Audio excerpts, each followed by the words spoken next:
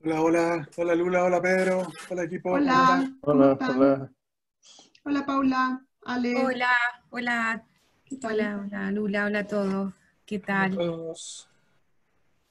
Hola. Hola, hola, hola Caro, Antoine, Lucho, hola, Ignacio.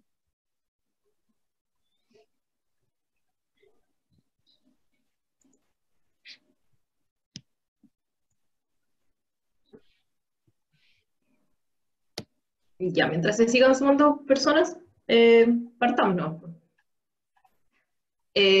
Bueno, buenas tardes a todos y a todas. En esta jornada vamos a abordar el tema de reorientación estratégica de los centros CIR y COES frente a la actual contingencia, y sobre los límites y posibilidades de la investigación social para abordar las crisis social, política y sanitaria, para presentar los directores de ambos centros FONDAP que han organizado este ciclo de reflexión, del cual ya nos encontramos en su quinta y penúltima sesión. Este coloquio va a estar organizado en torno a tres grandes temas. El primero de ellos es el impacto del estallido social y la actual pandemia sobre el funcionamiento general y las líneas de investigación de ambos centros. El segundo tema es el impacto en las metodologías y el vínculo con actores sociales. Y como tercer tema, las implicancias y los alcances de la investigación en línea que se han implementado en ambos centros, sus costos, sus ganancias, cómo han sido sus efectos, resultados y proyecciones. El formato va a ser similar a los anteriores. Yo voy a ir preguntándoles a ambos directores, ¿cierto? A Pedro y María Luisa. Y en el chat ustedes pueden ir dejando sus apreciaciones, sus comentarios y sus preguntas. Entonces al final vamos a hacer un espacio en el fondo más de compartir y de reflexionar en conjunto. Bueno, para partir voy a presentar a María Luisa Méndez. Ella es directora del Centro de Estudios de Conflicto y Cohesión Social, el COES, investigadora principal de la línea de Geografías del Conflicto y la Cohesión, también del mismo centro, profesora asociada al Instituto de Estudios Urbanos y Territoriales de la Pontificia Universidad Católica de Chile, doctora en Sociología por la Universidad de Manchester, magíster en Estudios Culturales y en Antropología y Desarrollo. Sus temas de investigación incluyen aspectos subjetivos de la movilidad y estratificación social, construcción de pertenencia en barrios urbanos y conflictos urbanos. Pedro Meje es, por su parte, el director del Centro de Estudios Interculturales e Indígenas, CIR, es investigador principal de la línea Patrimonio Cultural y Estéticas de la Identidad del CIR, candidato doctor en estudios latinoamericanos y se ha especializado en las áreas de la etnolingüística y semiología. Su campo de trabajo ha sido la cultura mapuche, principalmente sus textiles, la cultura del desierto en asociación a la vida en los campamentos mineros y la fotografía indígena en Chile. Es docente de la Escuela de Antropología de la Universidad Católica de Chile. Bienvenidos María Luisa y Pedro. Vamos a partir con la primera pregunta, con el tema sobre el impacto que ha tenido el estallido social y luego la actual pandemia, ¿cierto?, sobre el funcionamiento general y en las líneas de investigación de ambos centros. María Luisa, para partir. ¿Cómo afectó el estallido o revuelta social del pasado octubre, así como ahora la pandemia, al COES y sus líneas de investigación en sus objetivos de investigación comprometidos? Muy bien, muchas gracias Maca. Hola a todos y a todas. Muchas gracias por estar acá en el quinto coloquio de esta serie de conversaciones. Para abordar este tema, me gustaría quizás hacer una introducción un poquito más general, porque creo que siempre es bueno recordar de dónde vienen, de dónde vienen estos centros y dónde en particular viene COES, para entender también el contexto en el que estamos trabajando, ¿verdad? Al menos en el caso de COES surge en una convocatoria del año 2013 que aborda el tema de la convivencia en Chile y el conflicto social, y de alguna manera es una respuesta como área prioritaria a una serie de conflictos que ya se venían manifestando en el país, ¿verdad? Y que tuvieron un punto más álgido en el año 2011, más visible, digamos, en los temas de educación, ¿ya? educación que también estaba el tema de educación escolar, universitaria, y en torno también a ciertas transformaciones en el sistema educativo. Entonces, la convocatoria surge en ese marco, ¿verdad? Y nosotros, por supuesto, como proyecto nos pusimos como objetivo abordar el conflicto en torno a la educación, pero también otro tipo de conflictos que ya estaban sobre la mesa, que tenían que ver con conflicto político, ¿verdad? Y nosotros en un comienzo empezamos con una agenda de proceso constituyente, el conflicto socioambiental, socioterritorial, conflictos urbanos, ¿verdad? Como aspectos clave un poco de esta tensión que está ya manifestándose con mucha fuerza en el país. Nosotros nos adjudicamos esta convocatoria en el 2013, comenzamos fines del 2013, y durante los primeros años funcionamos con las actuales 4 líneas, ¿verdad? Pero progresivamente, a medida que se iban desenvolviendo, ¿verdad? No solo las evaluaciones que el mismo centro tenía, sino que también a medida que íbamos generando investigación, a medida que íbamos generando debate y a medida que también el país y el contexto nacional y global lo fue demostrando, nos vimos la necesidad de ir sumando nuevas agendas a nuestra investigación. Y así como tuvimos la necesidad de desarrollar agendas transversales en el área de migraciones, ¿verdad? En el área de elites, en el área de género, y también nos vimos en ciertas, digamos, discusión también con el programa FONDAP, con los evaluadores externos, respecto a si continuar o no con el tema del proceso constituyente, porque ya había tenido un cierto devenir no muy, digamos, no con muchas proyecciones durante el segundo periodo de la presidenta Bachelet. Por lo tanto, teníamos nuestras 4 agendas, nuestras 4 líneas, nuestras 3 agendas, y en ese momento, digamos, además de renovación del centro, nos toca el periodo del estallido social. Entonces, creo que eso es bueno tenerlo en cuenta, porque es un centro que, al igual que muchos otros, ¿verdad? Estamos en también le pasó a los que estaban en ese periodo también de renovación, estamos en un momento en que habían pasado 5 años y nosotros estamos proponiendo una estructura para funcionar los 5 años posteriores, ¿verdad? Tenemos también la propuesta de la unidad de evidencia, conexión e incidencia, ESI, la unidad de políticas públicas, del cual hablaba Paula luego en la sesión anterior. Entonces, es en ese marco donde nosotros debemos enfrentar el estallido o la revuelta social. Entonces, eso significó una serie de desafíos para el centro, tanto internos como externos, ¿ya? Entonces, en términos internos, fue bien importante señalarlo porque esto generó una discusión al interior del centro sobre, en el fondo, bueno, creo que una mirada muy reflexiva, muy sana, de cuánto de lo que estaba pasando fuimos capaces de anticipar, de entender, de comprender y procesar, y también una respuesta en un sentido similar hacia nuestro contexto más próximo. Entonces, en términos bien concretos, para abordar la pregunta, nosotros en una primera instancia sostuvimos una serie de coloquios, conversatorios, ¿verdad? Discusiones internas más ampliadas, ¿verdad? Con distintos grupos dentro del centro, por ejemplo, con los investigadores más jóvenes que tuvieron una iniciativa muy interesante de tener una reunión para discutir qué es lo que estaba pasando, también cómo estaban ellos en términos más personales, ¿sí?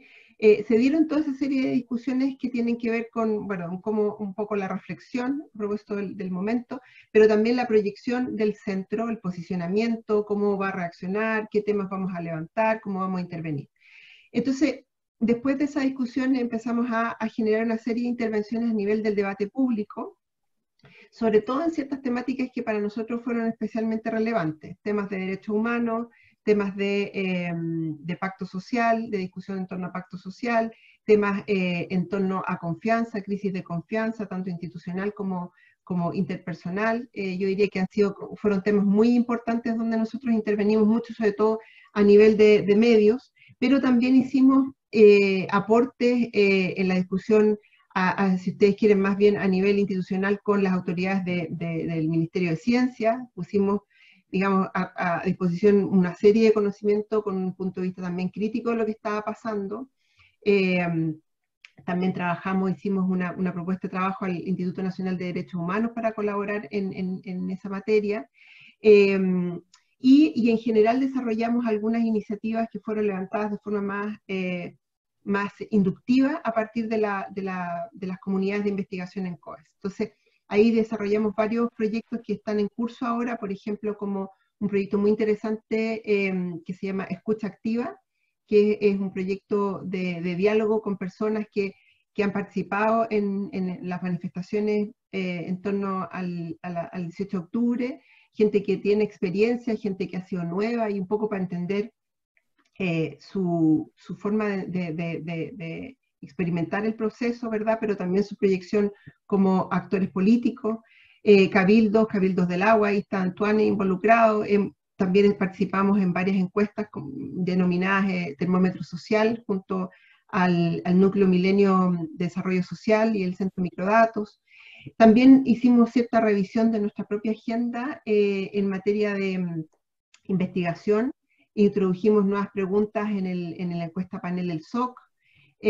Bueno, hay una serie de iniciativas bien relevantes, pero sin duda, y aquí con esto termino, la iniciativa más importante fue que tuvimos que repensar la agenda que habíamos dejado un poco en suspenso del proceso constituyente.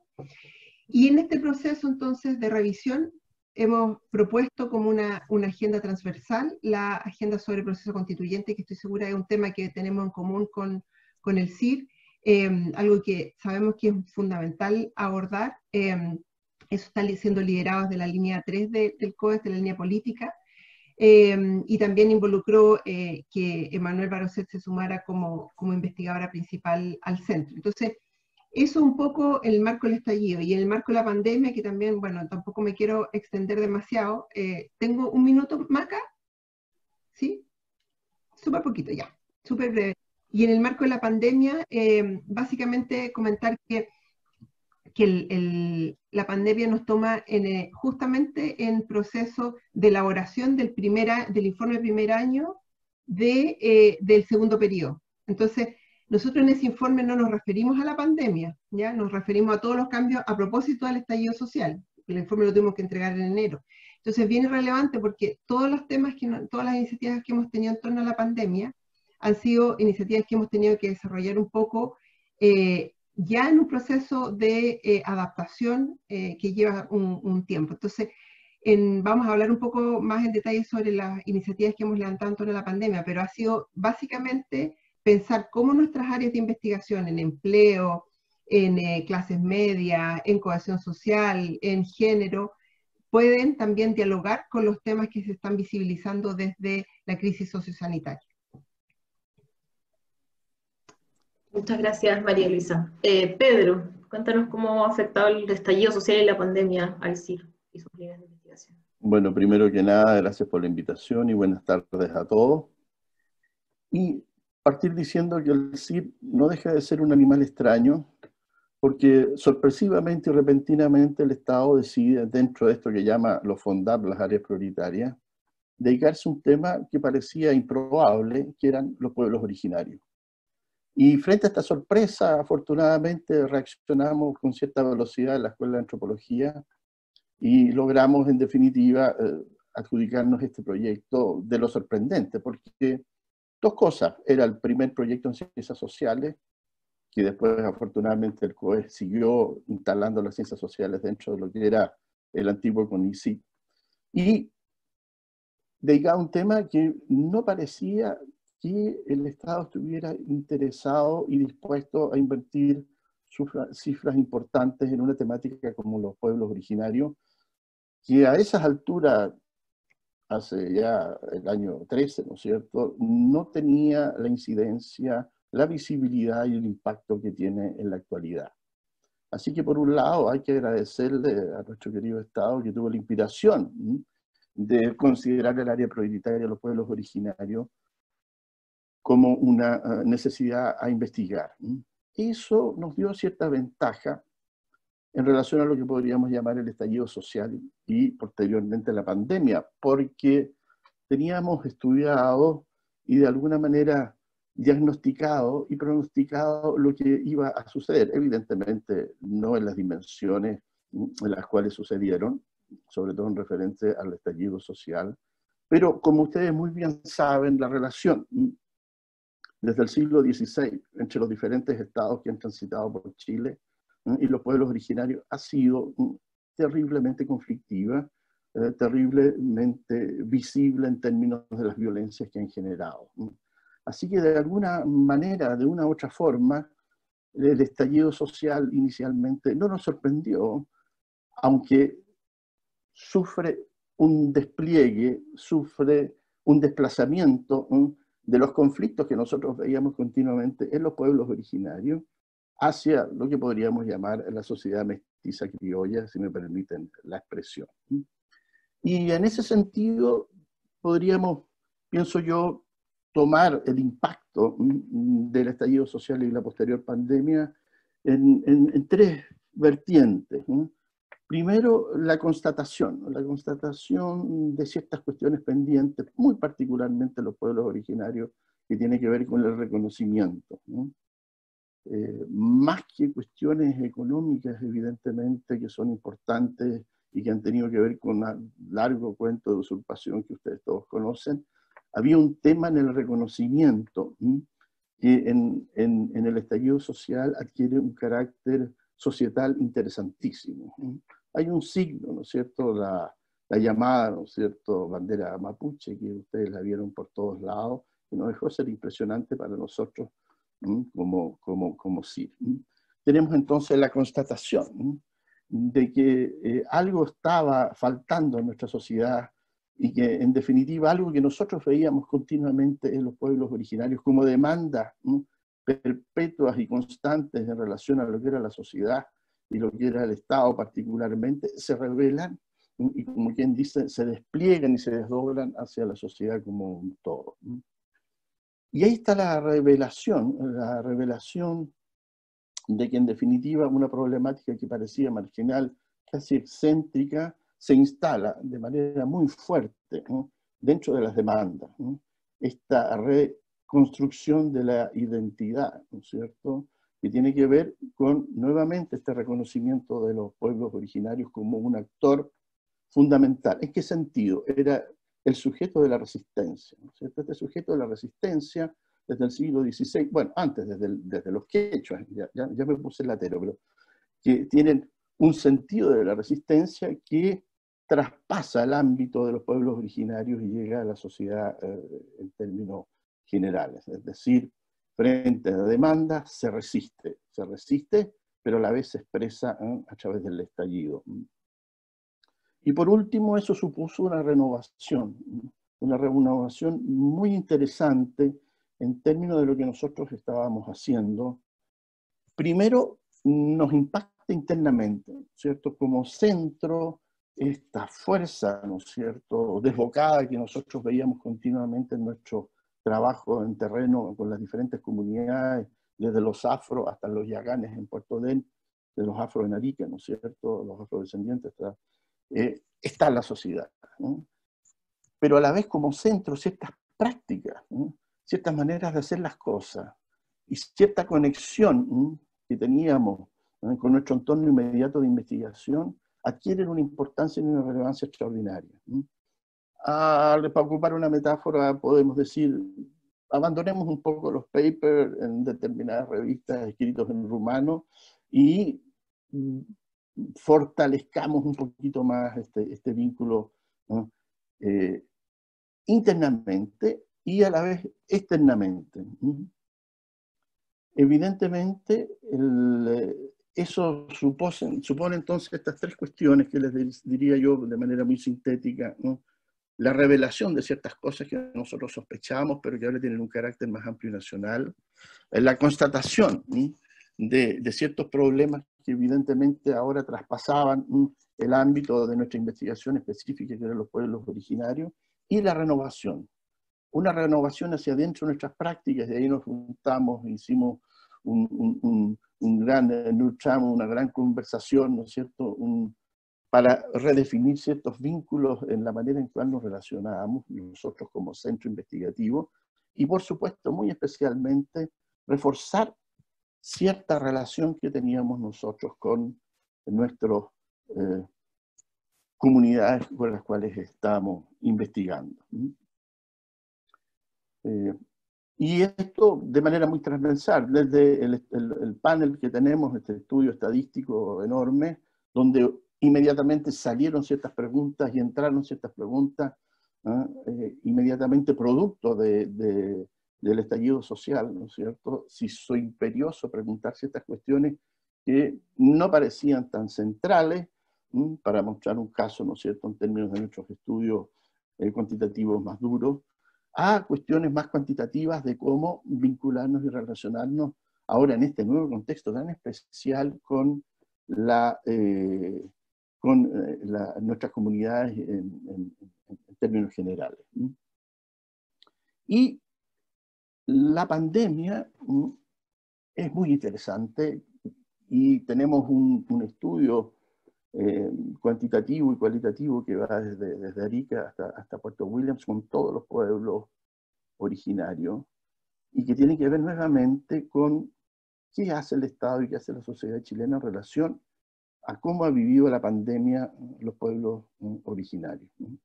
Y es muy interesante porque ustedes saben que el contagio es el elemento que moviliza a este bicho maldito, ¿no es cierto? Y las comunidades tienen una muy particular manera de relacionarse, donde el contacto físico es fundamental y determinante en una serie de relaciones sociales y muy particularmente políticas. No hubo por parte del Estado una preocupación muy especial en relación a estos grupos que, ustedes muy bien saben, podemos decir que están en los márgenes en muchos sentidos, y que la pandemia evidenció, reveló las muy particulares maneras que tenemos nosotros de relacionarnos con ellos como sociedad global y el Estado en particular. Así que va a sonar algo un poquito horroroso, pero de alguna forma esta tragedia, ¿no es cierto?, de esta pandemia nos permitió visualizar una serie de relaciones, primero hacia adentro de las comunidades, cómo se rearticularon, se organizaron para defenderse evidentemente de esta plaga, pero a la vez cómo nosotros como sociedad y particularmente el Estado se vinculaba en relación a una situación tan dramática y crítica como podía ser la pandemia. Bueno, y por último, no quiero alargarme mucho, esta nueva situación tiene que ver precisamente con la preeminencia de lo que estamos por vivir, ¿no es cierto?, que es nuestra definición muy particular, inédita, de nuestra posible nueva constitución, donde hay un tema. Ese tema tiene que ver, ¿no es cierto?, la constituyente tiene que ver con los cupos reservados para los pueblos originarios, ¿no? Gran tema, ¿no es cierto?, que es muy probable, como decía María Luisa, ¿no es cierto?, este pequeño desinfle que hubo, para no decir pinchazo absoluto, de lo que fue el primer intento en relación a lo que era nuestra constitución y los procesos constituyentes, adquiere, gracias, ¿no es cierto?, el estallido social, nombre que no me gusta mucho, pero ya está consensuado, parece, una relevancia y una urgencia enorme. Y ahí los actores políticos, entonces, principalmente los alcaldes mapuche y ciertos líderes loncos, ¿no es cierto?, en el norte, en el sur, en el centro, muy particularmente la experiencia Rapa Nui, como un Estado, como una concepción de lo plurinacional, se hacen visibles, se hacen notorios, se hacen urgentes gracias, primero, al estallido social, y la pandemia como que le inyecta más fuerza, más urgencia, generando un efecto, ¿no es cierto?, inesperado y sorprendente. Así que dentro de lo, diríamos, intenso que fue el estallido social, supuso una renovación nuestra como centro y de lo cual hablaremos más adelante con María Luisa, una renovación también de nuestros métodos de estrategia y también una constatación de lo que pasaba con los pueblos originarios. No era tan exclusivo, no era tan particular de esos grupos, sino que estaba, ¿no es cierto?, transversalmente presionando a nuestra sociedad. No quiero alargarme más. Gracias, Pedro. Bueno, ambos ya como lo han dejado entrevisto, es el tema respecto a cómo ha impactado tanto el estallido, revuelta social y la pandemia en cuanto a las metodologías y el vínculo con los actores sociales, ¿cierto? Frente a eso, ¿cuáles son los principales efectos que tendría la pandemia actual en el quehacer del CIR o del COES? ¿Qué iniciativas, como brevemente, se han desarrollado a modo de innovación en la forma de desarrollar investigación en este contexto en el que estamos? ¿Cómo se puede proyectar esto hacia el mediano o el largo plazo? María Luisa. Gracias, Maca. Bueno, efectivamente, algunas iniciativas nos ocurre algo en común con el CIR, ¿verdad? Nosotros también respecto a la encuesta panel, el SOC, nos pasó que tuvimos que, a propósito del estallido social, suspender y postergar el terreno, y eso nos permitió abordar temáticas relativas al proceso que estábamos viviendo. Entonces, por una parte, nos generó mucha incertidumbre, porque hay que gestionar también los recursos, y esa es una parte importante de los recursos del centro, y tuvimos que postergar ese terreno, pero por otro lado nos permitió abordar estos temas con fuerza, y también volver a instalar todas las preguntas que nosotros ya habíamos medido previamente y que habíamos suspendido del proceso constituyente, lo cual es una situación muy interesante porque nos permite darle una continuidad desde el 2016 hasta ahora en esta materia. Pero más allá de esa situación en particular, lo hemos hablado, se habló bastante en el primer coloquio, ¿verdad? Toda esta situación, sobre todo la pandemia en estos últimos meses, ha involucrado un desafío muy grande en términos metodológicos y éticos, ¿verdad? Porque efectivamente los centros no estamos desarrollando investigación, terreno, etcétera, pero estamos siempre en relación con las comunidades, los lugares, ¿verdad? Los territorios con los que trabajamos, con quienes desarrollamos investigación, y cierta incidencia, cierto contacto. Entonces, eso ha significado un gran desafío porque tampoco teníamos claridad sobre cómo efectivamente sostener ese vínculo, ¿verdad? En términos, no solo, como digo, no solo sobre los temas en particular, sino también en circunstancias en donde muchas veces se están enfrentando problemáticas que son muy complejas en esos mismos territorios, ¿verdad? Con esas comunidades. Por lo tanto, hemos intentado tener flexibilidad, ¿verdad? Adaptarnos y desarrollar iniciativas. Estaba pensando en una iniciativa, por ejemplo, de una que lidera Paula en Procívico, ¿verdad? Que también se mantiene un vínculo con comunidades escolares que necesitan mucho apoyo, mucha contención. Entonces, ese programa sigue en contacto con sus comunidades a distancia, y otras iniciativas que tienen que ver digamos, adaptar las metodologías. Entonces, por ejemplo, muchas iniciativas que han pasado a versión digital, ¿verdad? A versión a distancia, y hemos tenido que adaptarnos también en términos metodológicos para poder utilizar también esas herramientas, ¿verdad? Algo que también es nuevo para muchos de nosotros, no solo para los mayores, sino que también es una cuestión que bueno, los mayores a lo mejor estamos un poco más desafiados en alguna de estas instancias.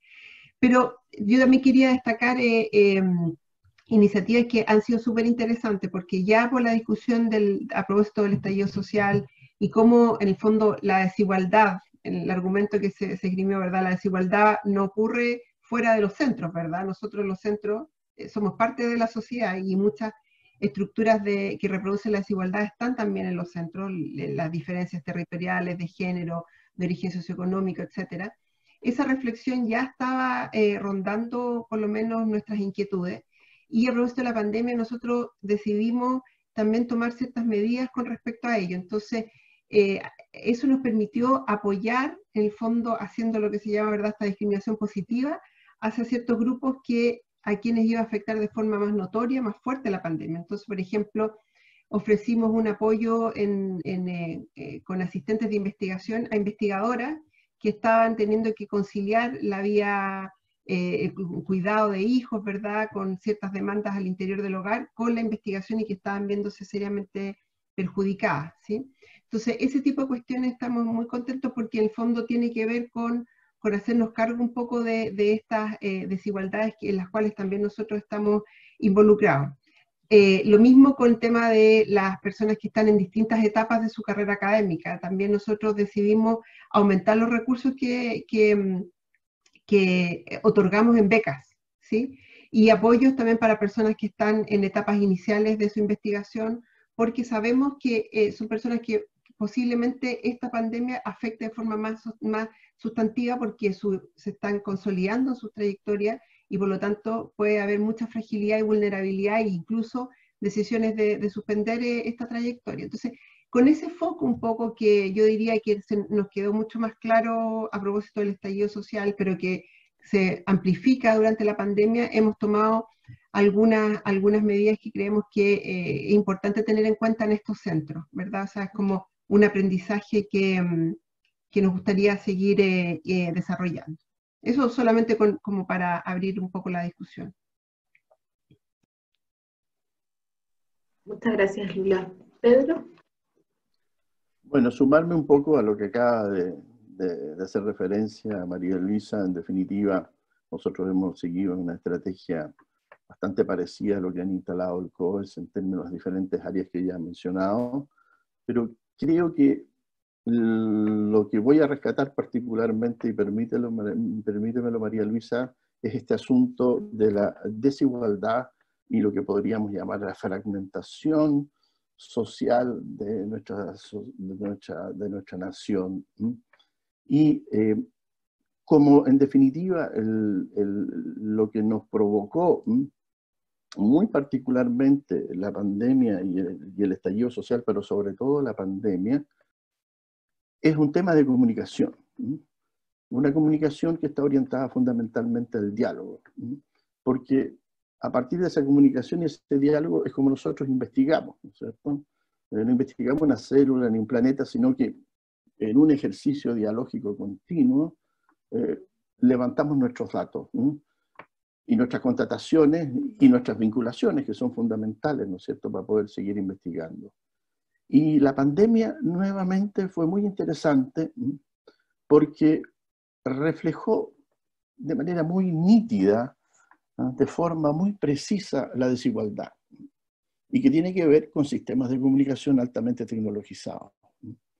Evidentemente, sectores con los cuales nosotros investigábamos quedaron absolutamente silenciados. No estaba la posibilidad de ir, y no estaba la posibilidad de comunicarse con esos sectores. Entonces, nuevamente, la diferencia, ¿no es cierto?, la desigualdad, como dijo María Luisa, se hizo presente, pero en un ámbito que no lo habíamos pensado, que es el ámbito de la comunicación. Como nos comunicamos fundamentalmente cara a cara, no le habíamos dado una importancia, y estarán de acuerdo conmigo, la importancia que tiene ahora de estar conectado a la red. Es fundamental, ¿no es cierto?, políticamente determinante. Todo lo que pasó en el estallido social sin red difícilmente hubiera adquirido las dimensiones y la potencia que adquirió. Entonces, nuevamente, para los pueblos originarios, nos dimos cuenta que sectores muy importantes quedaban aislados de esta red.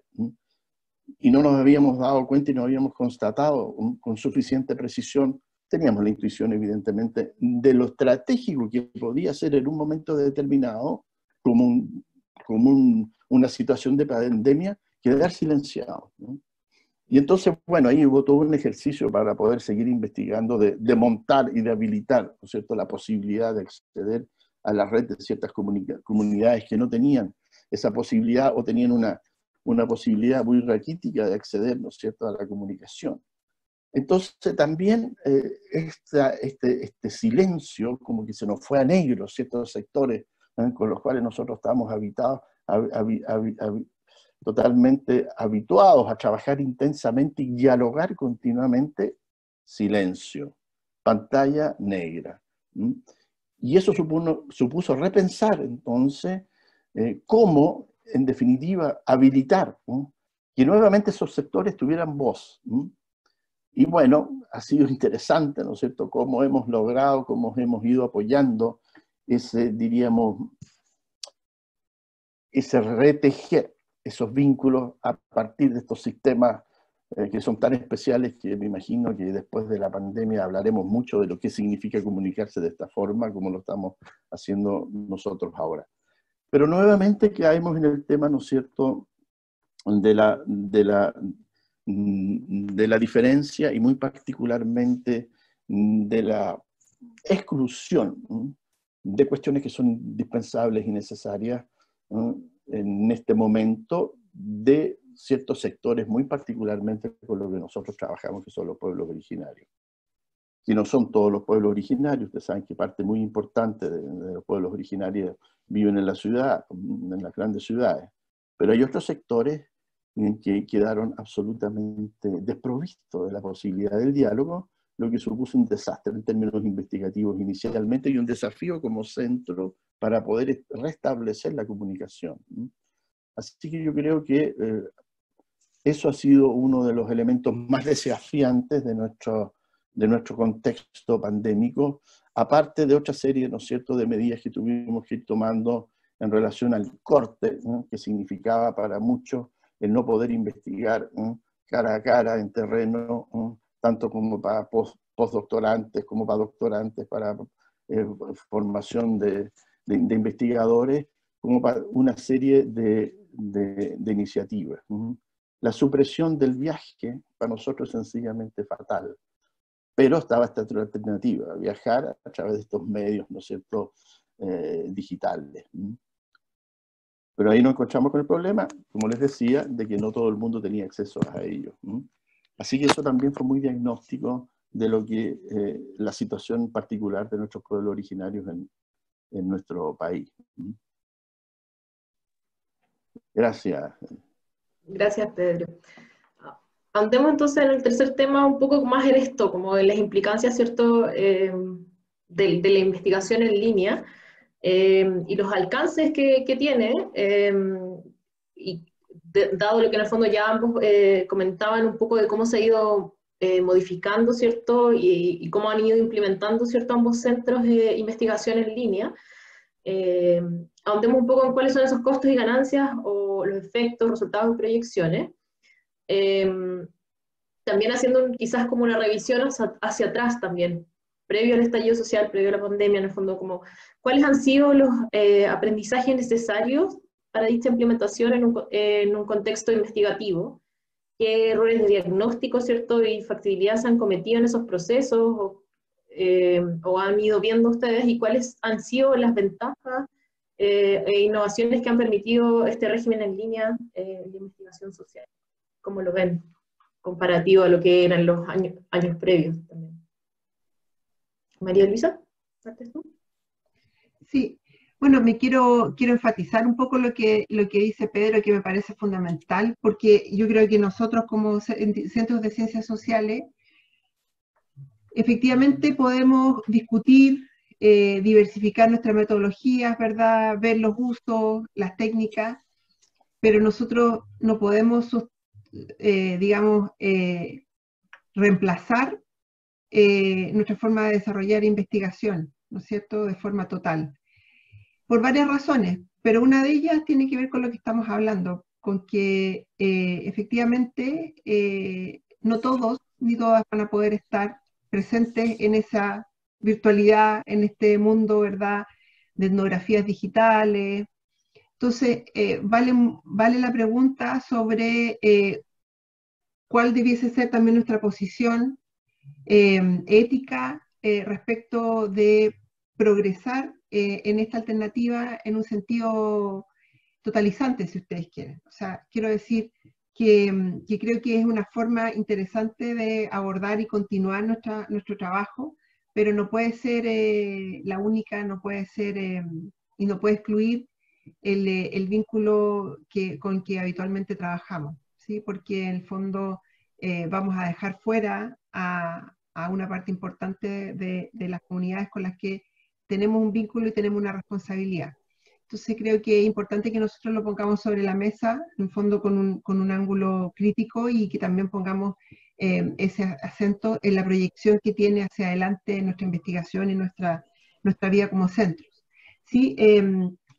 Sobre los aprendizajes, yo creo que un punto central, lo que decía Pedro también en el comienzo, nosotros fuimos los 2 primeros centros de ciencias sociales en un programa que ya tenía más de una década financiando centros en las áreas de las ciencias naturales, las ciencias exactas, y que tenía digamos, una construcción sobre lo que implicaba la investigación adecuada a esas formas de construir conocimiento, ¿ya?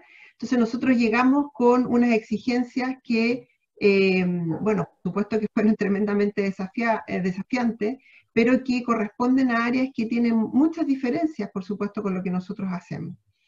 Entonces, por una parte, aceptar el desafío, pero progresivamente hacer y construir una posición y un espacio es algo fundamental, que solo se logra con el tiempo, ¿ya?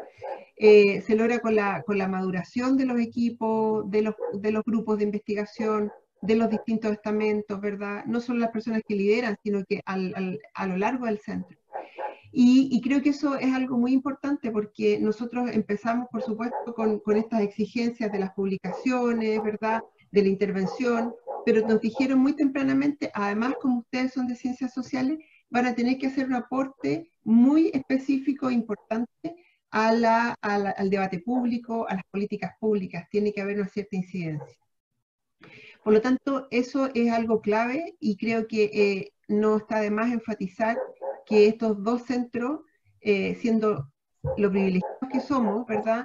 Con los recursos que hemos tenido que aprender a hacer este tipo de ejercicio, ¿verdad? Y es algo que se aprende con el tiempo, que nadie lo tenía claro, ¿verdad? Y que lo hemos aprendido de forma colaborativa, que cada centro tiene sus unidades. Ahora nosotros tenemos ESI, CIR tiene una unidad de políticas públicas, ¿verdad? Pero son iniciativas que tienen que ser desplegadas en el tiempo y que, bueno, por lo mismo creo que es un gran aprendizaje entender cómo lo hacemos nosotros, ¿sí? Desde las ciencias sociales.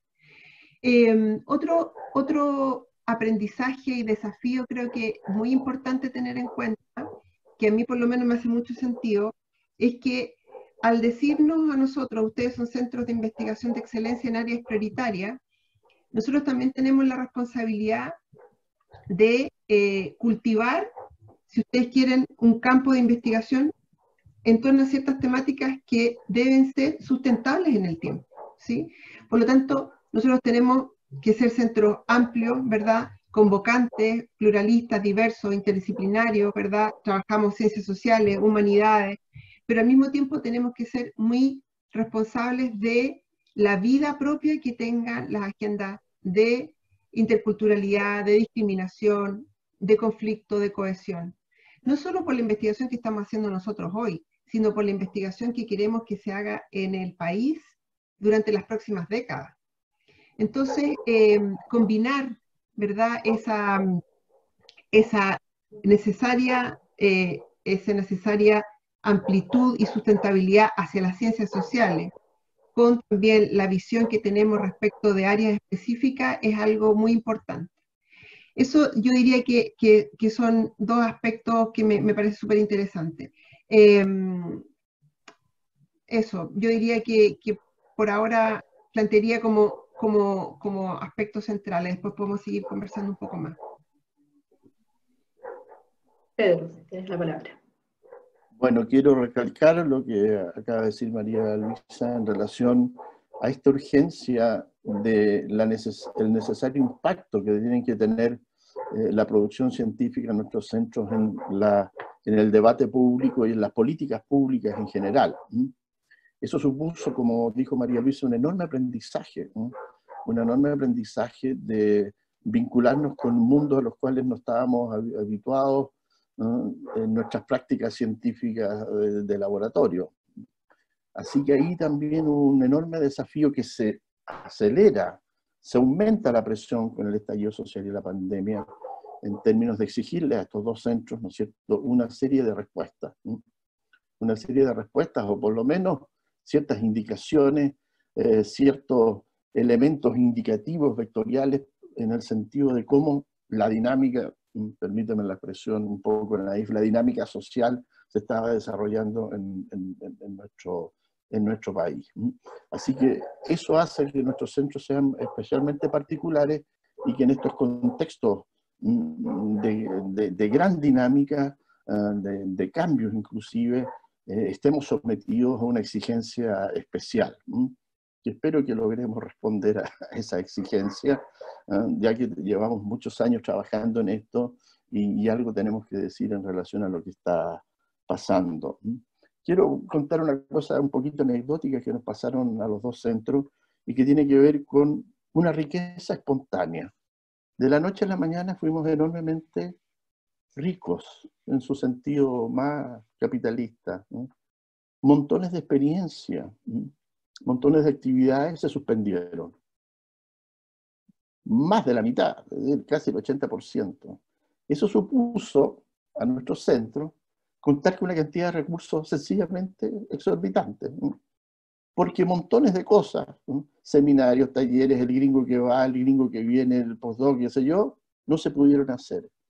Y eso, que suena un poco anecdótico, sometió a nuestro centro a una presión enorme de redirigir, ¿no?, estrategias investigativas, ¿no?, novedosas que pudieran absorber esa enorme cantidad de recursos, porque claro, no se los íbamos a devolver al Estado por ningún motivo, ¿no?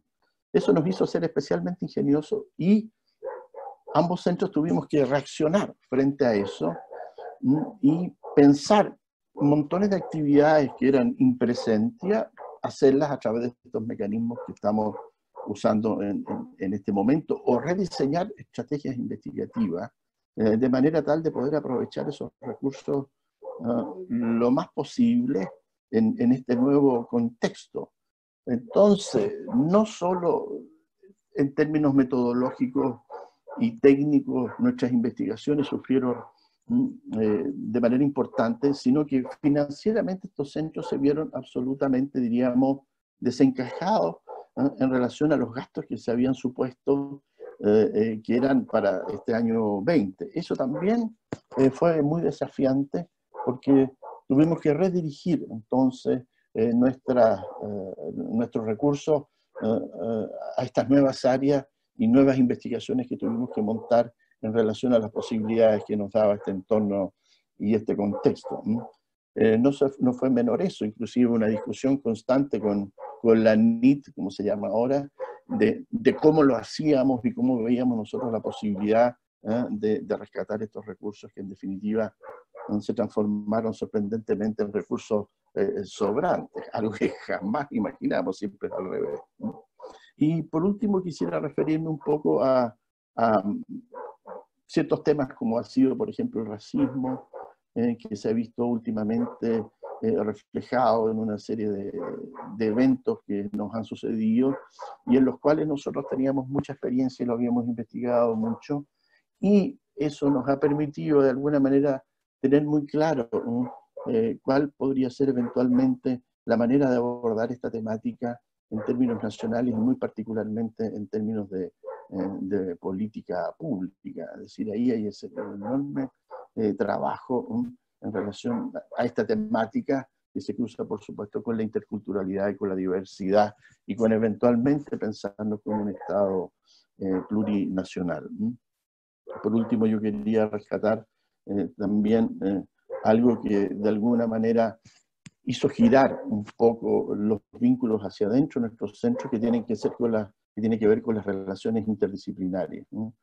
Este escenario de crisis y de pandemia, de crisis en pandemia y de estallido social, redefinió un poco los vínculos entre las diferentes disciplinas, ¿no? Ciertas temáticas y ciertas subdisciplinas adquirieron una importancia que antes no tenían a partir del escenario específico en el cual estábamos, producto de la emergencia y de la urgencia de ciertas temáticas que se fueron levantando e imponiendo. Entonces eso también reconfiguró hacia adentro de nuestros centros las relaciones interdisciplinarias, porque las problemáticas o cambiaron en términos de su gravidez, o cambiaron o emergieron unas nuevas que no estaban anteriormente. Eso también supuso entonces cambios en los equipos, ¿no es cierto?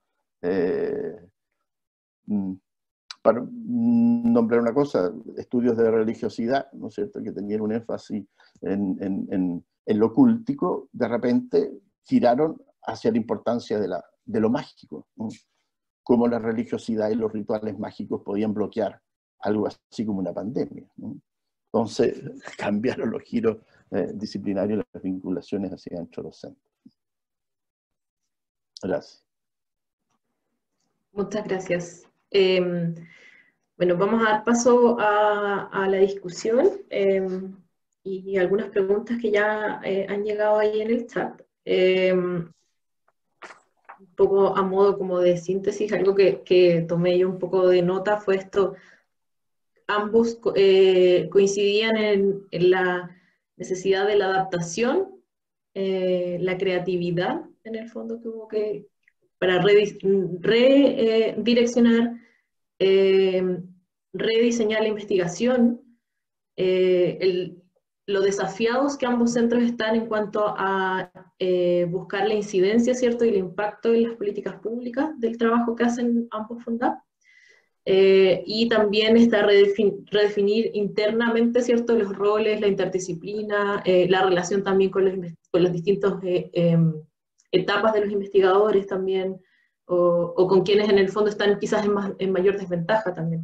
Eso como que hay un punto en el fondo de coincidencia en cómo ambos centros han abordado, ¿cierto?, este contexto tan extraño. Bueno, para partir, tengo una pregunta que hace Paula Luengo, que dice: en términos de la incidencia de la investigación en ciencias sociales, ¿dónde colocarían el rol de los FONDAP? ¿En la influencia directa en políticas públicas o en el empoderamiento de los actores sociales y las comunidades? No sé si el de los dos lo quiere tomar. Adelante. Yo puedo partir con algunas reflexiones, que creo que es un tema, o sea, lo que creo es que un aspecto que vale la pena poner sobre la mesa es que, volviendo un poco a lo que decíamos, a nosotros como centros de las ciencias sociales nos piden que tengamos un foco de incidencia, ¿verdad? Que nuestra investigación tenga incidencia en políticas públicas, en términos como originales, al menos en COES fue así, ¿no es cierto? Nos dijeron, creo que hasta nos dijeron 80% investigación, 20% incidencia, ¿ya? Pero nada más, ¿no es cierto? Entonces, el asunto es cómo uno desarrolla ese tipo de, por un lado, de perspectiva, ¿verdad?, que tenga sentido para las comunidades que están involucradas en el centro, ¿sí? Y ahí, bueno, la unidad de la ESI en COES ha tenido un trabajo súper interesante de desarrollar conceptualmente qué es lo que entendemos por incidencia, qué es lo que entendemos por evidencia, ¿verdad?, que se pone a discusión de las comunidades, de las políticas públicas, de los tomadores de decisiones, pero también el ejercicio que implica dialogarlo al interior por supuesto, de la comunidad COES, en el caso de nosotros. ¿Qué nos hace sentido? ¿Cuáles son las brechas? En donde quisiéramos, Paula y el equipo Lucho también hicieron una encuesta, incluso preguntándonos, de todo este tipo de metodologías, por ejemplo, que uno podría trabajar en temas de incidencia, ¿con cuáles usted se sentiría cómodo o cuáles le gustaría aprender? ¿No es cierto? Un poco como para ir involucrando a la comunidad COES en cierto tipo de formas de pensar este tema. Entonces, lo que quiero decir con esto es que es el centro el que va haciendo el camino. El centro es quien va haciendo su forma de entender la incidencia, ¿verdad?, su forma de entender la relación desde la evidencia científica a cómo esto dialoga en la comunidad fuera del alcance académico. Y no es que desde el programa FONDAP, en este caso, o desde la institucionalidad pública, hay una lectura incluso sobre lo que se entiende y se espera por incidencia. Incluso, quizás podemos recordarlo, me acuerdo cuando estábamos viendo el tránsito del primer ciclo al segundo ciclo, nosotros incluso definimos algunos indicadores de cómo nos vamos a automedir en incidencia. Entonces dijimos, bueno, en términos de políticas públicas, en términos de discusión parlamentaria, en términos de debate público, en términos de entregar o tener un diálogo con ciertos colectivos, ciertos grupos, comunidades. Entonces, nosotros tuvimos un poco que definir los indicadores por los cuales vamos a ser medidos en esta área. Por lo tanto, creo que el tema que pone Paula creo que es fundamental como para aprendizaje del propio programa FONDAP y otros programas, ¿verdad? En el contexto estallido social, pandemia, la investigación científica de esta envergadura, de estas características, va a tener que incorporar unas formas de hacer, ¿verdad? Unas formas de entender la incidencia y también una forma de, digamos, dialogar transversalmente en los centros para que esto sea parte del proceso formativo también, ¿no? Proceso formativo de todos los estamentos. Aquí nosotros tenemos un rol re importante que jugar con estudiantes de pregrado en adelante, ¿no es cierto? Entonces, yo por ahí creo que hay una reflexión muy importante de visibilizar. Hay aprendizajes desde los centros, lo estamos haciendo, y quizás esos aprendizajes se pueden tomar como iniciativas porque el contexto nacional y global obliga a pensar la producción científica en estos términos, y no puede tampoco ser dejada un poco a la iniciativa de cada centro. Eso así lo veo yo por lo menos. Pedro, no sé si quieres acotar algo sobre... Bueno, sumarme, irme a, como podríamos decir, a la cochihuahua de lo que ha dicho María Luisa, y tal vez tomar un ejemplo de donde nosotros hemos hecho un trabajo de incidencia en términos de políticas públicas, y esto tiene que ver con los poderes locales, principalmente con las alcaldías. En ese ámbito más micro, hemos hecho un trabajo nosotros que de alguna manera ha significado que en territorios particulares podamos apoyar, ¿no es cierto?, e incidir desde nuestro conocimiento y desde nuestras investigaciones en lo que son las políticas edilicias en relación a determinados territorios. Creo que hemos puesto mucho esfuerzo ahí, aparte de lo que hace mención María Luisa en un ámbito más global, más nacional, pero creo que el trabajo que hemos hecho con los municipios, con determinados municipios donde sus alcaldes son de pueblos originarios, nos ha permitido sentir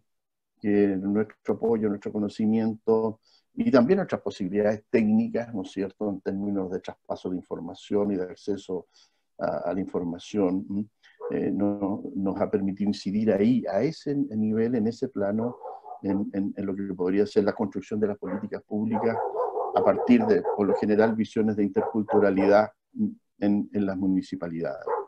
Y otra cuestión que ha sido muy importante para poder vincularnos nosotros a las comunidades, a las bases, para decirlo de alguna manera, de manera eficaz, tiene que ver con la inclusión de investigadores de los pueblos originarios en nuestro centro. Porque ¿cuál es el problema en nuestro centro? El problema central desde el inicio fue la legitimidad que teníamos nosotros como investigadores frente a la comunidad que tiene su conocimiento y que en definitiva, ¿qué hacía que lo que dijéramos nosotros tuviera más validez? Que lo que las propias comunidades piensen de sí mismos, cómo superar esa brecha, cómo superar ese hiato, fue integrando, incorporando investigadores, ¿no es cierto?, de los pueblos originarios en nuestro centro, que evidentemente generaron un vínculo y un estado de legitimación de lo que estábamos haciendo nosotros, que nos permitió relacionarnos de manera legítima con las comunidades, cosa que ustedes saben que no es nada de sencillo. Y además, ¿no es cierto?, que le permitió a los investigadores indígenas de los pueblos originarios desarrollar sus investigaciones a otro nivel gracias al apoyo que significa uno de estos centros. Y esa forma mediada a través de los investigadores de los pueblos originarios que están en nuestro centro nos permitió llegar de una manera muy especial, ¿no?, y tener un elemento crítico hacia dentro de nuestro centro que nos iba advirtiendo de las eventuales errores y falencias que teníamos en la construcción de nuestro saber, ¿no?, de nuestra heurística. Esas dos cosas, y sumarme a todo lo que dijo María Luisa para no repetirlo.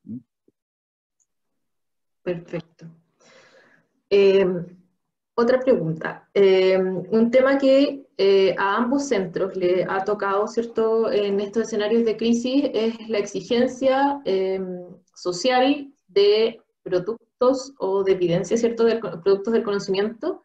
¿Cuál es la solución? O un poco se espera de decir, por ejemplo, ¿cuál es la solución que plantea el CIR para el tema del conflicto mapuche? ¿Cuál es la explicación que tiene el COES respecto al estallido, por ejemplo? Entonces, ¿cómo ir lidiando con expectativas desmesuradas, pero de las cuales ambos centros, ¿cierto?, no pueden eludir por completo? Expectativas desde el Estado, ¿cierto?, de la ciudadanía, de las mismas disciplinas, etcétera.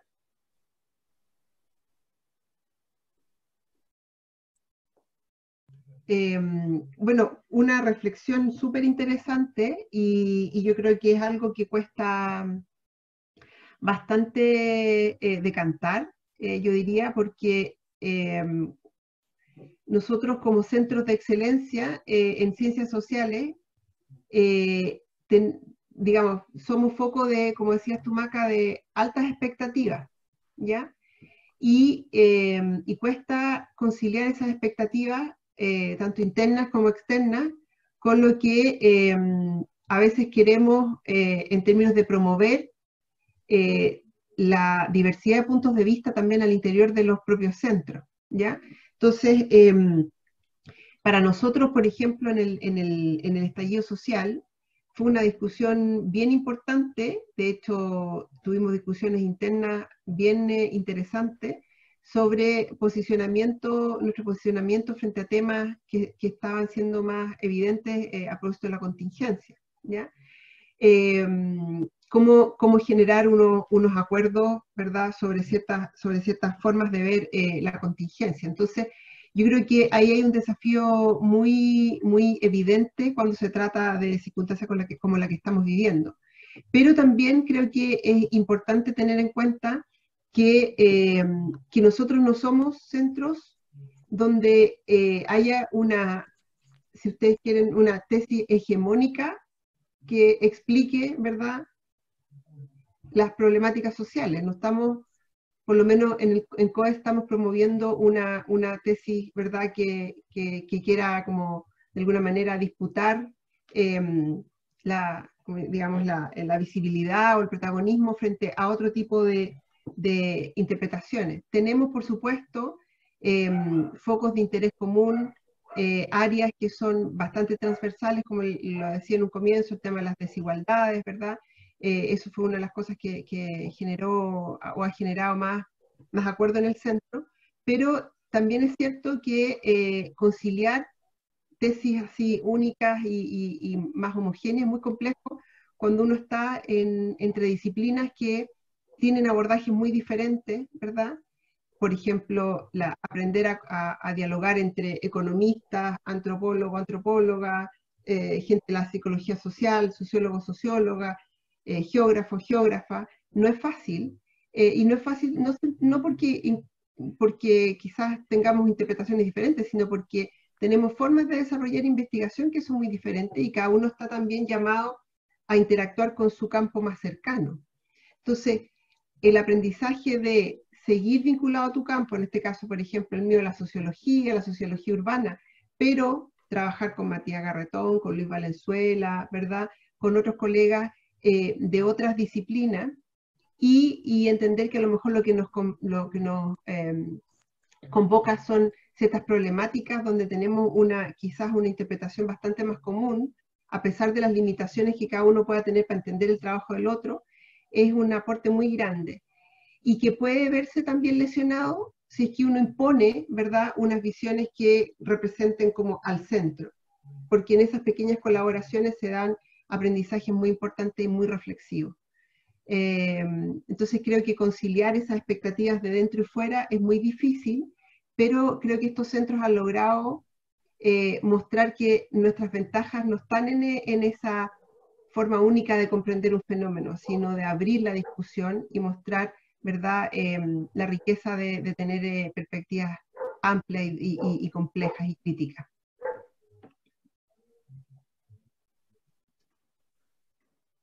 Pedro. Bueno, nuevamente me voy a sumar, me voy a colgar de lo que dice María Luisa, y tal vez la palabra, que es una trampa mortal, es la solución. Eso supone una mente ni siquiera causal, sino que aritmética, es decir, 1 más 1 tiene una solución que es 2.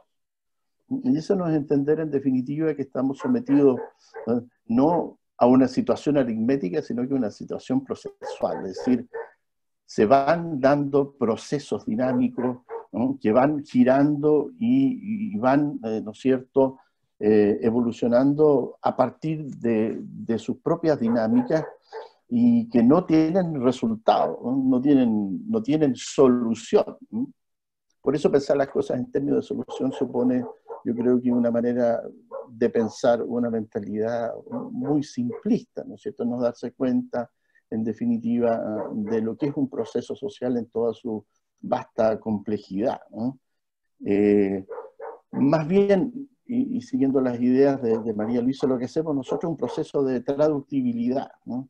Somos capaces de alguna manera, llevar a un lenguaje comprensible, inteligible, lo que está sucediendo, ¿no?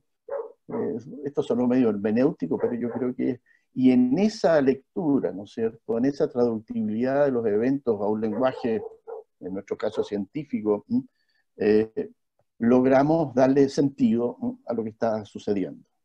Esto sonó medio mesiánico, es lo que intentamos, no necesariamente nos resulta. Y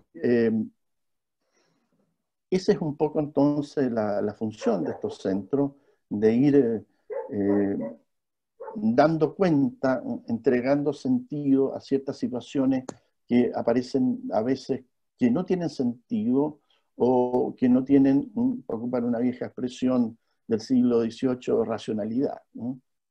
Pero sí las tienen, en esas lógicas en que se mueven estos procesos, como puede ser lo que llaman el conflicto mapuche. Está nuestra tarea, ¿no es cierto?, de entregar sentido a algo que tal vez no tiene sentido o que a la vez supone que tiene una solución, cuando los procesos no se solucionan, ¿sí? Van continuamente evolucionando y cambiando según las circunstancias, los actores, los contextos, etcétera, etcétera. Entonces, esa es un poco la función, y en la medida que yo creo que podamos hacer esa actividad con cierta eficacia, vamos a poder ir impactando las políticas públicas a diferentes niveles. Sumando otra pregunta, y voy a partir contigo, Pedro, porque es muy similar un poco a lo que estábamos comentando recién, ¿cierto?, esto de las expectativas.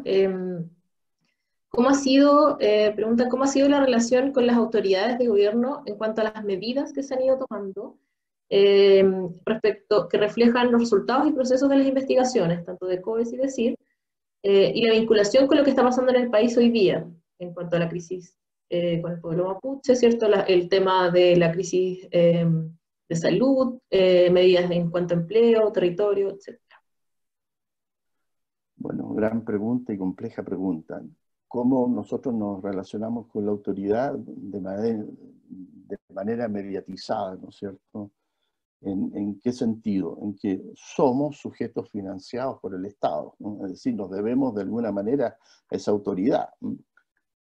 Pero tenemos la posibilidad, ¿no?, en definitiva, de mostrar, ¿no?, ciertas soluciones,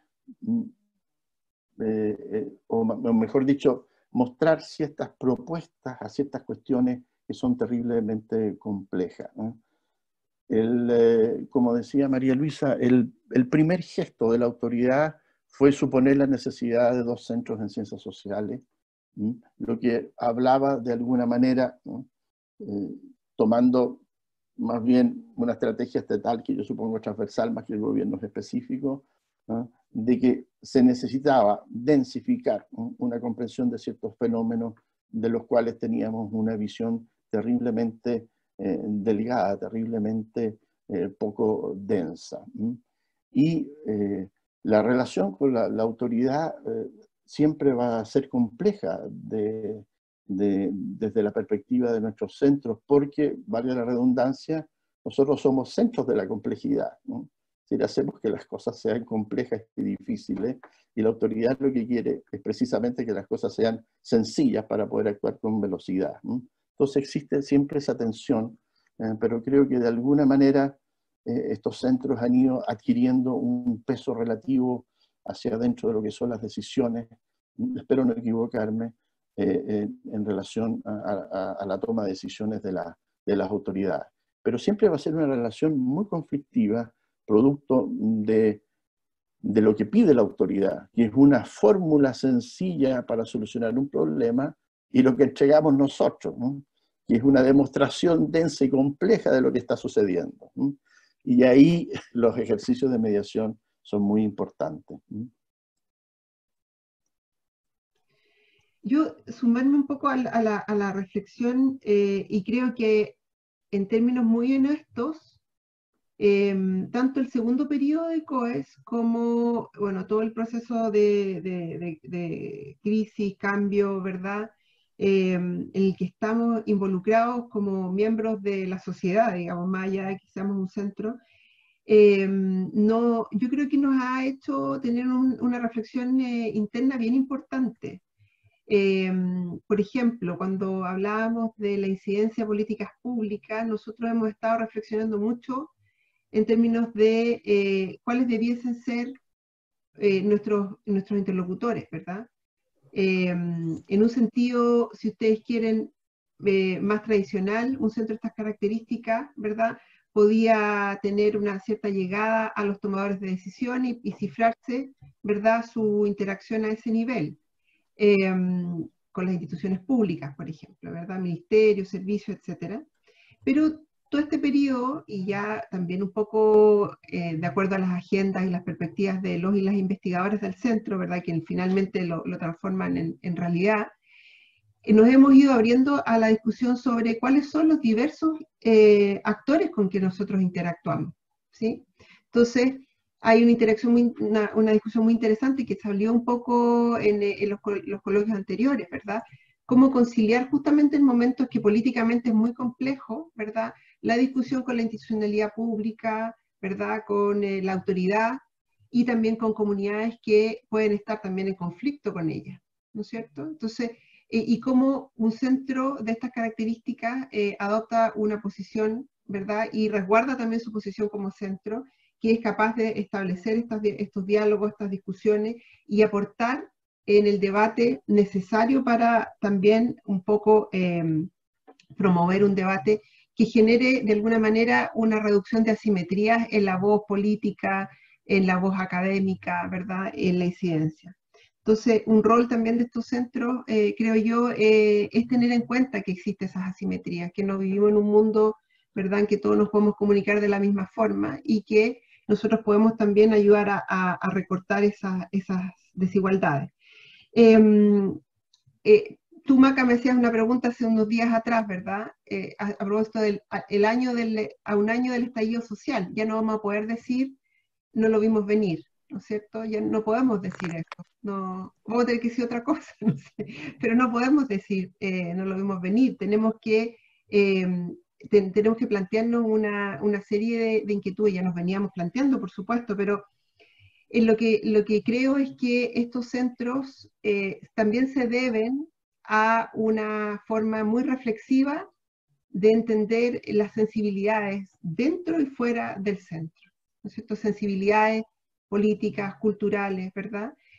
No podemos pensar que la realidad y la gente está ahí como para observarla, estudiarla. Se van generando posiciones, repertorios, ¿verdad?, desafíos culturales, ideológicos, políticos, ¿verdad?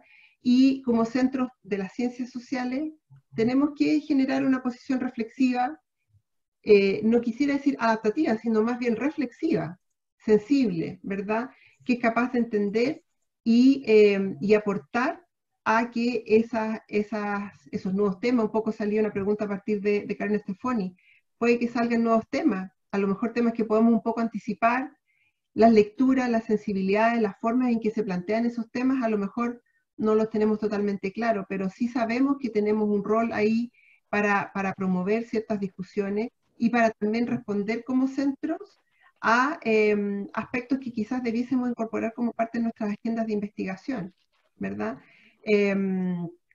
Y que en el fondo parte de esa capacidad de sintonizar, de reflexionar, también sea parte, insisto, creo que un aspecto fundamental de nuestro proceso formativo como centros, de los que tenemos más experiencia, los que tienen menos experiencia, de cómo nos transmitimos interinstitucionalmente entre universidades que tienen distintos perfiles, entre disciplinas que tienen distintos perfiles, cómo vamos generando ese aprendizaje. Creo que eso es de lo que, una de las cosas que más podemos aportar nosotros como centros de las ciencias sociales hacia el desarrollo de estas áreas de cara yo creo que a las próximas décadas, ¿verdad? Sabemos que vamos a enfrentar un país, que se viene un país que va a tener muchas dificultades, pero también unas grandes transformaciones, unos grandes debates. Entonces, creo que nuestra posición tiene que ser muy reflexiva a propósito de ello y entender que como disciplinas de las ciencias sociales tenemos una particularidad en términos de identificar esas sensibilidades y poder también dialogar con ellas y también, ¿por qué no transformarlas también en materia de investigación y de diálogo? Materia de investigación con, ¿verdad?, con distintos grupos. Perfecto. Vamos a los últimos 5 meses, ¿cierto? Al teletrabajo, educación a distancia, todo lo que ha significado para los centros, a estos centros de investigación. Y aquí compartir un poco un diálogo que se dio a través del chat respecto a si la pandemia y todo esto, todos los cambios que ha significado abren una posibilidad de repensar la manera de hacer conocimiento, de producir cierto conocimiento desde la competitividad hacia una como slow academia. Si es que sin duda el contexto, ¿cierto?, dice, nos interpela a cambiar los tiempos de lo que hacemos y su relevancia. Y ahí hay un intercambio en el fondo de cómo en el fondo estos últimos meses, ¿cierto?, estos 5 meses ha sido todo lo contrario, ¿cierto? No sé, y si es que es por quizás las condiciones mismas de trabajo que se dan desde la pandemia, pero ahí replantearse, dice, la forma de investigar requerirá de un cambio mucho más radical, y que pareciera en el fondo que vamos en un sentido contrario al bajar desde esta como competitividad por la productividad a este otro estilo. ¿Cómo lo ven ustedes? ¿Cómo lo piensan en el fondo? ¿Abre la pandemia, por ejemplo, esta posibilidad de repensar cómo ambos centros, por ejemplo, viven la academia? Bueno, sí y no. Primero, hay que hacer una diferencia muy sustancial e importante, que la gente se le olvida, y a mí al principio no me di cuenta, que la situación de pandemia es una situación de crisis. Así que montones de cuestiones que pasan en este contexto específico no son extrapolables a un trabajo científico en una situación post-pandemia o apandémica, ¿no? No sé si me explico. Las dinámicas que se generan están en un contexto de muerte, ¿no? Y ese contexto de muerte nos pone en una situación bastante especial, porque la amenaza es evidente, ¿no? Eso hace que el contexto de pandemia no sea extrapolable de manera mecánica lo que hemos hecho ahora, y después con el tiempo me imagino que lo podremos reflexionar. Lo que hemos hecho ahora está en un contexto de muerte. Y un contexto de muerte supone una serie de relaciones, de vinculaciones, y de lo que podríamos llamar algo así como el ambiente general que nos ha hecho producir de una forma particular también, ¿no? Eso como una primera cuestión, es decir, yo creo que no se pueden sacar conclusiones, ¿no?, de manera mecánica de lo que nos está pasando ahora a un contexto que no es un contexto de muerte, que no es un contexto de epidemia. Eso hay que tenerlo muy claro, ¿no? Estamos encerrados, ¿no?, en un sentido total, ¿no?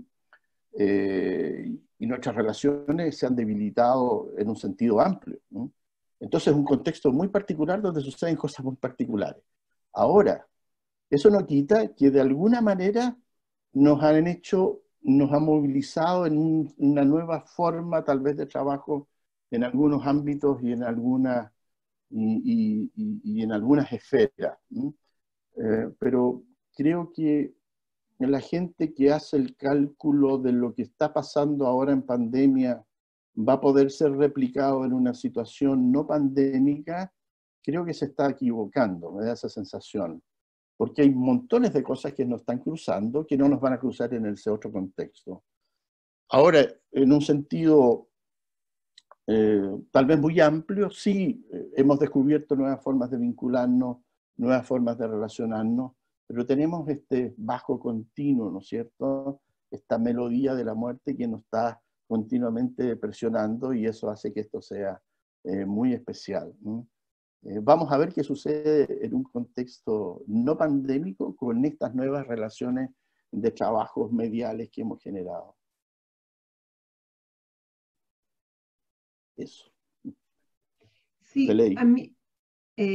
a mí me parece que tener instancias como las que estamos teniendo a través de este coloquio y justamente ir construyendo un punto o unos puntos de vista que vengan desde las ciencias sociales, las humanidades, de este tipo de investigación interdisciplinaria que hacemos, es fundamental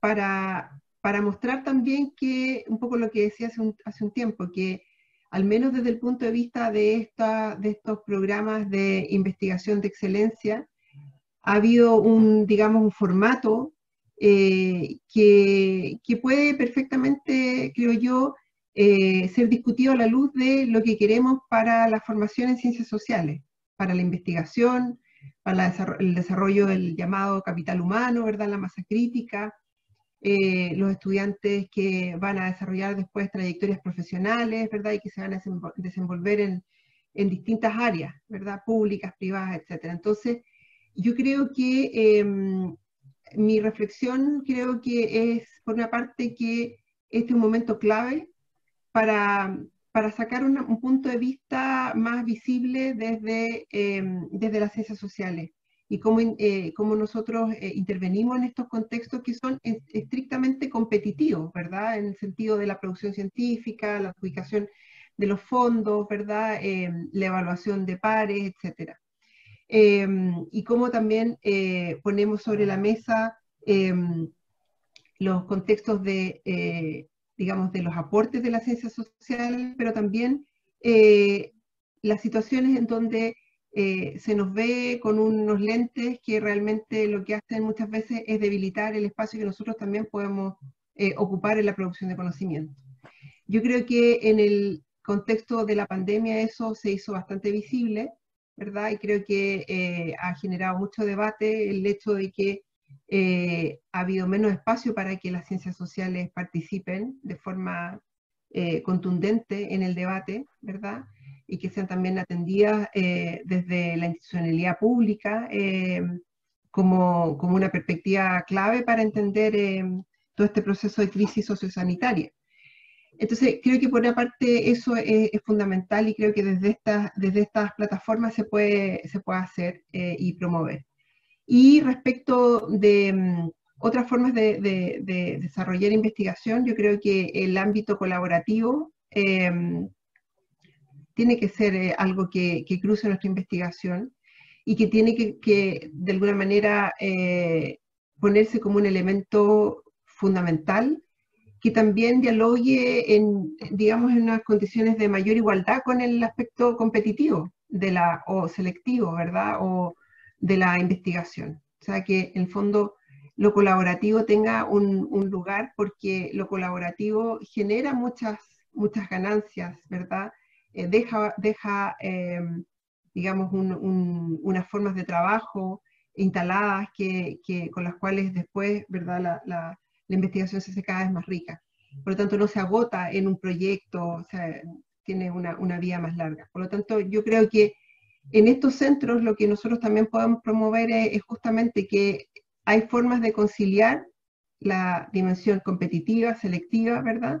Con una dimensión colaborativa que es crucial para que nosotros podamos dejar para las próximas generaciones unas formas más sustentables de desarrollar las ciencias sociales y la producción de conocimiento en humanidades y en ciencias sociales, en los ámbitos que nosotros trabajamos.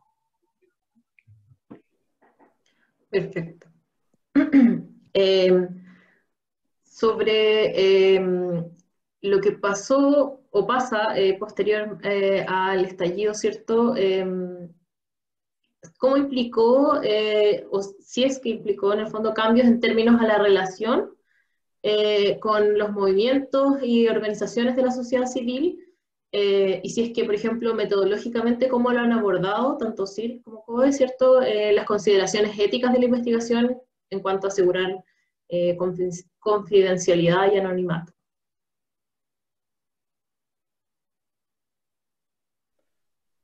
Bueno, yo creo que la fórmula tiene que ver con lo que hacía mención María Luisa, donde las investigaciones son asociativas y colaborativas. Ya el sistema autoritario vertical que llega al científico, ¿no es cierto?, y impone una metodología y ciertos objetivos a la investigación, no parece prudente y en términos éticos altamente reprobable. La negociación necesaria con la comunidad o con las personas o con los movimientos o lo que queramos investigar tiene que nacer de una vinculación asociativa, ¿no? Es decir, una discusión informada, ¿no es cierto?, de cuáles son los objetivos de la investigación, cuáles son los métodos de la investigación, cuáles son las estrategias y técnicas de la investigación con los sujetos, ¿no es cierto?, con las personas que uno va a trabajar en esa investigación. Esta relación asociativa, ¿no es cierto?, colaborativa, inmediatamente significa otro vínculo, otra alianza con las personas con las cuales investigamos, y diferentes cuestiones éticas serán discutidas, ¿no es cierto?, y serán continuamente negociados entre el equipo investigador y las personas a las cuales uno quiere investigar, ¿no? Eso evidentemente resguarda a las personas investigadas y de alguna manera es un freno, ¿no?, a ciertas propuestas que hagan los investigadores que no necesariamente estén dentro de los marcos éticos aceptables. Y en la medida que se han ido instalando estas investigaciones asociativas y colaborativas, creo que hemos aumentado el estándar ético enormemente en nuestras investigaciones. Sí, como les comentaba en el caso de COES, nosotros especialmente después del estallido social desarrollamos varias iniciativas. Una de ellas, diría yo, la más interesante como en términos de nuestros propios desafíos metodológicos es la iniciativa de escucha activa, en donde están involucrados varios y varias investigadoras del centro de distintas líneas. Y como les decía, comenzó como unas instancias de diálogo con personas participantes de las manifestaciones, ¿verdad? Y tenían incluso con un componente de debate con personas que tenían un punto de vista contrario diferente. Ahí Vicente Espinosa hizo un aporte súper interesante retomando metodologías de trabajo de Alain Touraine que se habían desarrollado en otros contextos. Y que tiene también como foco, como les comentaba, la posibilidad de ir aportando en la discusión y en la elaboración de discursos críticos un poco más explícitos, ¿verdad? En estas circunstancias de debate. Un poco también como para ayudar al debate, ¿verdad? Bueno, esa iniciativa la hemos estado implementando y por supuesto que genera muchos desafíos en términos éticos, en términos prácticos de comités de ética, de cómo contactar a la gente, de cómo resguardar el anonimato, y eso nosotros lo hemos tenido en distintas circunstancias, digamos, iniciativas que hemos querido desarrollar en el COES con gente que está vinculada a las protestas, en fin. Entonces, yo creo que hay un tema ahí muy importante, que es que nosotros podamos contribuir a que nuestras propias instituciones también, nuestras propias universidades, nuestros comités de ética de ciencias sociales, también un poco vayan planteándose los desafíos y las urgencias de desarrollar este tipo de investigaciones, ¿verdad? Que que se entienda también el valor que tienen, y que a veces también surgen en contextos que son bastante más móviles de lo que nosotros podemos anticipar a veces como con un Fondesit, por ejemplo, ¿no es cierto? Entonces yo creo que ese es un desafío bien importante. Y, insisto, respecto de las metodologías, ahí lo hablaba esto la Paola Girón en el primer módulo, en el primer coloquio, ¿verdad? Había un desafío re grande a veces de también involucrar a los actores como actores de su propia investigación, ¿no es cierto? Esta idea como de no investigar sobre alguien o un grupo, sino que con esos mismos grupos, y desarrollar unas miradas como de autoetnografía, ¿verdad? Y también esta mirada como más multisituada, ¿verdad? Que desde donde observamos una realidad. Creo que todos esos son desafíos muy interesantes y donde nosotros tenemos mucho que aportar como centro, un poco para ir moviendo la frontera de cómo enfrentar esto también institucionalmente, con los recursos que hay, con los requerimientos ¿verdad? Más de las burocracias que son, por supuesto, súper necesarias, pero que también a veces responden a otros tiempos y a otras exigencias de la investigación, y ahora necesitamos un poco plantearnos escenarios un poco más flexibles, ¿verdad? Y más ágiles para poder captar ese tipo de cosas. Súper. Estamos bien pasados en el tiempo, así que voy a hacer una última pregunta a modo de cierre, quizás en el fondo y bien breve. ¿Cómo creen ustedes que el proceso político constitucional afectará los temas y la forma de trabajo de los centros en los próximos años?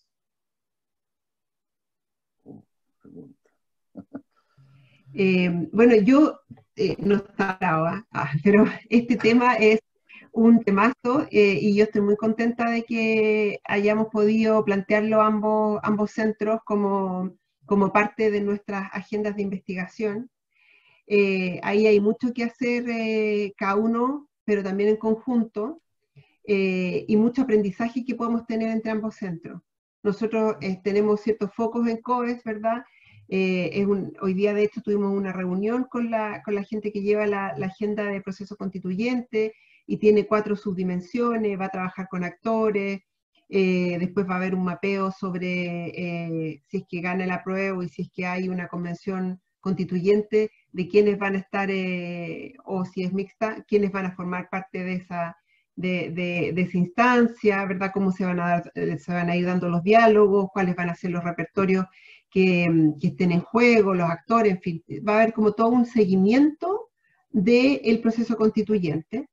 Y nuestra inquietud ahora también es cómo, como centro, acompañamos ese proceso con el debate que proviene de nuestra propia investigación, ¿sí? Porque lo que sí nosotros tenemos súper claro a partir de nuestra investigación es que hay una alta expectativa de participación de la población en este proceso, ¿verdad? Que, bueno, todas las encuestas ya lo muestran, que en el fondo hay una valoración de una transformación, y que se va a requerir también que centros como los de nosotros aporten en ese debate. Ahí yo siento que nosotros como COES tenemos mucho que aprender de lo que han hecho en CIR, un poco para acompañar ese proceso en la generación de estas alternativas de mayor diálogo. Y creo que, por ejemplo, lo que les comentaba del proyecto de escucha activa, llevado a una dimensión más constituyente, podría ser una instancia muy interesante. Creo que eso es un poco lo que refleja lo que comentaba hace un tiempo, de la necesidad de estar en una posición reflexiva sobre las sensibilidades que van apareciendo en la vida social, ¿verdad? Que es nuestro medio, ¿verdad? El medio en que nos desenvolvemos como centro, y la capacidad que nosotros tenemos de interpretar, de recoger, de identificar aquellos aspectos donde hay asimetría de voz, ¿verdad? Y de acceso al conocimiento, a la información, para también tener un rol ahí que jugar para reducir esas asimetrías. Yo creo que el proceso constituyente nos va a acompañar por todo lo que nos queda nos quedan un par de años todavía, ¿verdad? Pero nos va a acompañar y nos va a desafiar, y es mejor que estemos más acompañados entre centros que trabajemos en paralelo. Así que por el lado de COES yo creo que hay una súper invitación ahí a trabajar y aprender en conjunto con CIR. Bueno, sí, de todas maneras, esa vinculación se hace necesaria y claramente va a ser muy fructífera. Yo, evidentemente, el centro se preocupa dentro del proceso constituyente de temas de plurinacionalidad, de interculturalidad, de reconocimiento, y yo diría que actuamos en dos esferas. Una esfera que podemos llamar jurídica, que es muy técnica, ¿no? Desgraciadamente, hay un lenguaje, ¿no? Está lleno de triquis, ¿ah? Y hemos formado, ¿no es cierto?, una unidad técnica de antropólogos y juristas expertos en antropología, de manera tal de abordar técnicamente el problema, porque ustedes saben que es un lenguaje absolutamente críptico, ¿no? Y en ese lenguaje críptico hay que tener la clave de la cripta, ¿no es cierto? Y si no se tiene la clave de la cripta, uno puede hablar disparates y no poder, que es lo que queremos nosotros, de generar un real apoyo, ¿no es cierto?, a las personas, ¿ah?, de los pueblos originarios que están interviniendo en ese proceso, que me sumo a todo lo que ha dicho María Luisa, ¿no es cierto? Eso por un lado, ¿no es cierto?, la necesidad de formar un cuerpo técnico eficaz, ¿no?, dentro de este lenguaje críptico que supone una competencia muy especializada y especial. Y por otro lado, en un ámbito más amplio, podremos llamarlo sociológico, ¿qué va a pasar? ¿Qué le va a suceder a las personas con este proceso, ¿no es cierto?, inédito, de esta forma de construcción de nuestra Constitución? Es permítame la expresión, un insumo enorme para nosotros de cuáles van a ser los efectos y los procesos que se desencadenen en este proceso. Entonces, lo abordamos desde esas dos esferas, una jurídico-técnica y otra más sociológica, socioantropológica, que tiene que ver con los procesos, ¿no?, de las personas en general asociados a esta novedad, ¿no es cierto?, a esta novedad en un contexto además muy especial. Y en esos dos ejes nos movemos y creo que podemos en definitiva ser un aporte por un lado y por otro lado ir descifrando, ¿no es cierto?, como les decía, ir traduciendo, ¿no?, a lo que se supone que son nuestros lenguajes científicos lo que está sucediendo, ¿no? Perfecto. Bueno, primero quiero darles las gracias a todos a todas y a todos quienes nos acompañaron, ¿cierto?, hoy día, que nos extendimos bastante, y agradecerle a ambos directores, ¿cierto?, a Pedro y a María Luisa, por sus reflexiones en el día de hoy, y contarles a todos y a todas que la próxima es la última sesión, y esta va a ser una sesión de síntesis de los primeros 5 coloquios, donde presentaremos un documento que va a ser comentado por autoridades institucionales, y esta sesión va a contar con la presencia de la subsecretaria de Ciencias, Carolina Torrealba, el vicerrector de Investigación de la Universidad Católica, Pedro Buchón, el vicerrector de Investigación de la Universidad de Chile, Flavio Salazar, y el vicerrector de Investigación de la Universidad Diego Portales, Cristóbal Marín. Así que va a ser un espacio súper interesante de cerrar, ¿cierto?, este espacio, lo que han sido estos 5 coloquios, de una reflexión más interna y compartida, ¿cierto?, entre estos dos centros tan grandes de ciencias sociales, y sintetizarlo también, ¿cierto?, y escuchar el comentario de las autoridades institucionales, ¿cierto?, de estas 3 universidades, y también de la Subsecretaría de Ciencias. Así que eso, muchas gracias a todos y a todas, y invito a Pedro y a María Luisa que puedan revisar el chat, porque quedaron varias preguntas que creo que son bien interesantes de abordar. Gracias. Chao, que estén muy bien. Muchas Gracias a todos. Gracias, que estén bien. Estén Chao, muy bien. chao. Nos vemos. Chao, chao.